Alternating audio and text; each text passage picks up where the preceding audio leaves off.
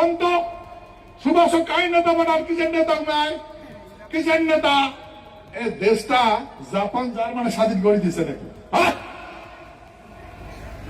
এই দেশটা Japan Germany স্বাধীন করে দিছে এটা যুদ্ধ অপরাধী ভাই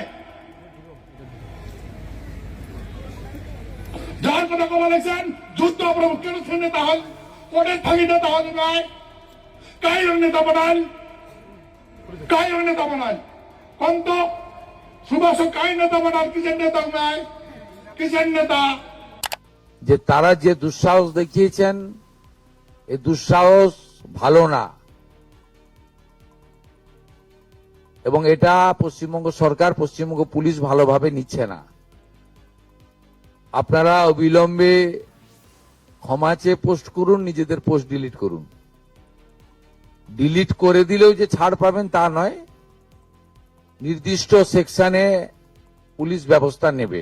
আমি যদি অন্যায় করে থাকতাম তাহলে ক্ষমা চাইতাম, আমি তো অন্যায় করি নাই ভাই। ইতিহাসে এই কথা বলতে যদি ফাঁসি হয় বা জেল হয় তাহলে আমাদের প্রধানমন্ত্রীকে অ্যারেস্ট করা উচিত, গৃহমন্ত্রীকে অ্যারেস্ট করা উচিত, তার তথ্য বিভাগে আছে, তা আমাকে করবে কেন? লক্ষ লক্ষ ভেড়ার কাছে একটা সিংহে যুদ্ধ। আমাদের মাননীয় মুখ্যমন্ত্রী ভালো কথা বলেছেন, ল অ্যান্ড অর্ডার সবার জন্য প্রযোজ্য। রাষ্ট্রপতিরও ফাঁসি হয়, প্রধানমন্ত্রীরও ফাঁসি হয়, হ্যাঁ, সবাই তো জেল হয়, এটা আইন সর্বোপরি। আমি একজন আইন প্রণয়তা আছি, আমি এটা অস্বীকার করবো কী করে? কিন্তু কথাগুলো আমি অপমান কাকে করলাম? জেল যদি দিতে কাকে দিতে হবে? আমি বারবার বলছি, আমি এভিডেন্সে কথা বলছি, তত্ত্ব যা বলছে সেটাই বলছি। খসড়া রিপোর্টের এটা আছে, ইনি বলেছে ওয়ার ক্রিমিনাল বলে, আমি তো বলিনি। এখন সত্য মিথ্যা এটা গভর্নমেন্টকে বলতে হবে, এখন গুগলে আছে, উইয়াতে আছে, তাকে বলতে হবে, আমি তো কিছু বলিনি। এটা কি আমার বলা অপরাধ? আর এই কথাটা তো জওহরলাল নেহরু বলেছে, হ্যাঁ, জওহরলাল নেহরু ক্রিমিনেটরকে বলেছে, প্রধানমন্ত্রীকে বলেছে। তা আমি মিথ্যা কথা কোথায় বললাম? নেতাজিকে অপমান কে করে বললাম? এটা গভর্নমেন্ট নোটিফিকেশন, গভর্নমেন্ট বলেছে যে মহারাজা জগদীবেন্দ্রনাথের নেতৃত্বে ভারতবর্ষ স্বাধীন হয়েছে। ওনাকে স্বীকৃতি দিয়েছে মানে নেতাজির স্বীকৃতি অস্বীকার হয়ে যাচ্ছে বা নেতাজির অবদান অস্বীকার হয়ে যাচ্ছে, এমনটা কি বিষয়? আরে ভাই, আমি সেটা বলছি না। দেশ একটা না দুইটা?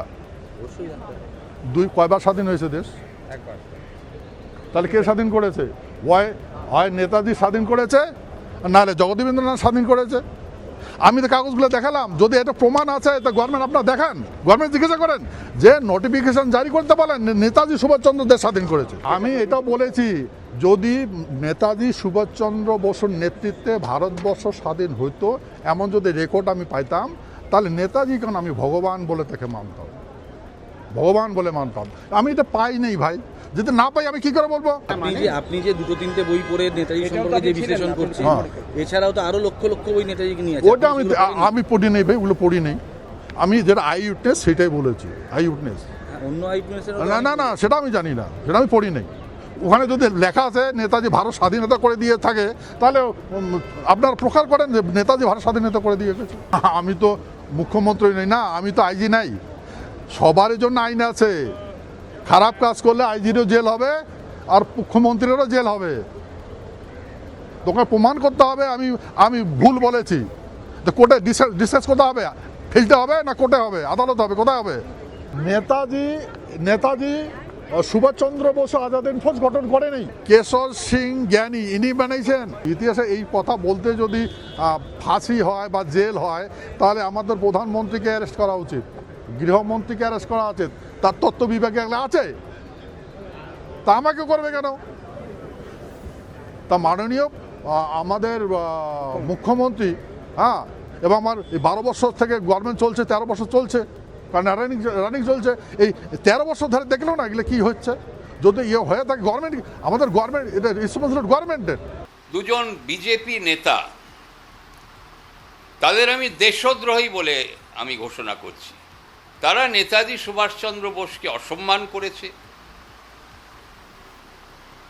কটু কথা বলেছে, নেতাজির ইতিহাসকে, আজাদ হিন্দ ফৌজের ইতিহাসকে বিকৃত করেছে। আজাদ হিন্দ ফৌজের যে 26,000 সৈন্য ভারতবর্ষের স্বাধীনতার জন্য বলিদান দিয়েছিল, তাদের অসম্মান করেছে। তো মুখ্যমন্ত্রী গতকাল ঘোষণা করেছে যে তাদের আইনত ব্যবস্থা নেওয়া হবে এবং গ্রেফতার করা হবে। তো শুধু বক্তব্য রাখলে চলবে না। আজকে আমি প্রশ্ন করতে চাই, যখন মুখ্যমন্ত্রী এই আদেশ করেছে, তো পশ্চিমবাংলা এবং কলকাতা পুলিশ তারা কিসের অপেক্ষায় রয়েছে? এই মুহূর্তে এই দুজন নেতাকে গ্রেফতার করা উচিত। কেন আমার মতে, ভারতবর্ষের মানুষের মতে তারা দেশদ্রোহী। এই দেশদ্রোহী নেতাদের ভারতীয় জনতা পার্টিতে কি করে স্থান পায়? তাদের আমরা গ্রেফতার করে তাদের যথাযথ আইনত ব্যবস্থা এই মুহূর্তে নেওয়া উচিত। উনি কি বলেছেন আমি শুনিনি, আমি দেখিও নি। আমি শুধু এটুকুই জানি, নেতাজি সুভাষচন্দ্র বোস ভারত মাতার অন্যতম শ্রেষ্ঠ সন্তানদের একজন। আমাদের যুবক সময়ে বলুন বা সেই সময়ের প্রত্যেকটি বাঙালি যুবকের হিরো নেতাজি সুভাষচন্দ্র বোস। সে যে কোনো বর্ণের হতে পারে, ধর্মের হতে পারে, বিভিন্ন জাতিগোষ্ঠীর হতে পারে, কিন্তু প্রত্যেকের হিরো হচ্ছে নেতাজি সুভাষচন্দ্র বোস। অনন্ত মহারাজ বলছেন যে যদি তাকে গ্রেপ্তার করতে হয় তাহলে শ্রমিক ভট্টাচার্যকেও গ্রেপ্তার করতে হবে, কারণ উনিও মন্তব্য করেছেন নেতাজি সুভাষ। দেখুন, আমি বিজেপির নেতাদের মন্তব্যের পরিপ্রেক্ষিতে মন্তব্য করার জন্য পার্টি আমাকে দায়িত্ব দেয়নি। আমি প্রথম দিন যবে থেকে রাজ্য সভাপতি ছিলাম তখনও একই কথা বলতাম, এখনও একই কথা বলছি। ভদ্রলোক কেন এটা বলতে গেলেন? পাগল না মাথা খারাপ? নেতাজি, আজাদ হিন্দ ফৌজ, স্বাধীনতা সংগ্রাম, তোমরা আমাকে রক্ত দাও, আমি তোমাদের স্বাধীনতা দেব। দল মত নির্বিশেষে সবাই তাকে সম্মান করে। আর ওই ভদ্রলোকও তো ওই এলাকার একটা প্রভাবশালী, সম্মানজনক, সব দলই সম্মান তাকে করেছে।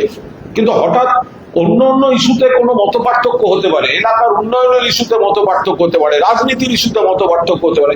হঠাৎ তিনি কাদের হাতে তামাক খেয়ে নেতাজি সুভাষচন্দ্র বসুকে অপমান করতে নামলেন। বিজেপির নেতারাও অনেকেই নিন্দা করেছেন, সিপিএম নিন্দা করেছে, কংগ্রেস নিন্দা করেছে। তো উনি হঠাৎ এই ধরনের এই আক্রমণ, এটা একটা রহস্য। তাহলে কি কোনো একটা বিশেষ শক্তি এইগুলো করাচ্ছে?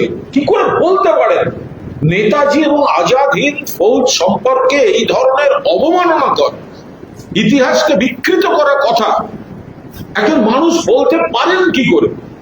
ফলে নিশ্চিতভাবে তার বিরুদ্ধে ফৌজদারি ব্যবস্থা হওয়া উচিত এবং আমরা আশা করব তার রাজনৈতিক দল তারাও যথাযথ একটা ব্যবস্থা তার বিরুদ্ধে নেবে।